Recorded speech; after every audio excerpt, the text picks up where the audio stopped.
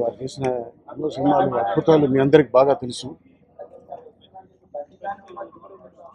And Palakol to parliament ఆయన వెళ్ళటం మామూలు విషయం కాదు.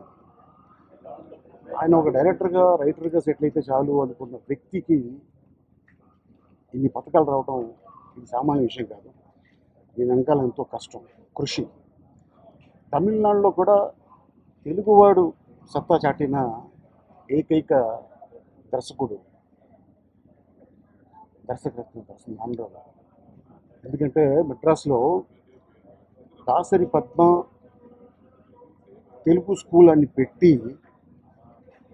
ఆ చుట్టుపక్కల ఉన్న శాలిగ్రామం, పోరూరు, కోడంబాకం, రంగరాజపురం ఇలాంటి ఏరియాలో ఆంధ్ర నుంచి వచ్చి సెటిల్ అయిన తెలుగు పిల్లలకి తెలుగు స్కూల్ ఉంటే బాగుంటుందని ఆయన సొంత ల్యాండ్లో దాసరి పద్మ అని స్కూల్ పేరు పెట్టి నడిపించడం జరిగింది.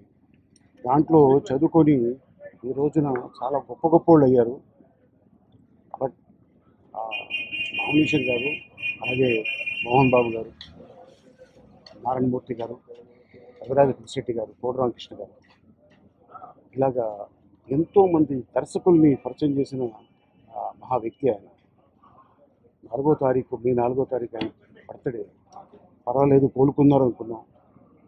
భగవంతుడు తొందరపడ్డాడేమో అని నేను అనుకుంటున్నాను. ఎందుకంటే ఇండస్ట్రీ అంత మంచి మనిషిని నేనున్నాను అనుకునే వ్యక్తిని కోల్పోయాను.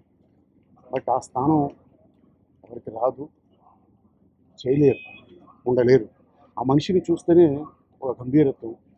బా, ఈయన దగ్గర మన బాధలు చెప్పుకుంటే తీరుతుందేమో, ఒక డాక్టర్ దగ్గరికి వెళ్తే మన జబ్బు తగ్గుతుందేమో అనుకునే ఒక పేషెంట్కి బాధల్లో ఉన్న ఒక వ్యక్తిని ఆయన నేనున్నాను రా వెనకాల అని చెప్పడం మామూలు విషయం కాదు. కానీ అలాగే ఆయన పోరాడి తీసుకొచ్చారు చాలామందిని. బట్ మనం పోగొట్టుకున్నాం. మన మధ్యన ఆయన లేకపోయినా వారు ఎంటైర్ ఫ్యామిలీకి నా ప్రగాఢ సానుభూతి.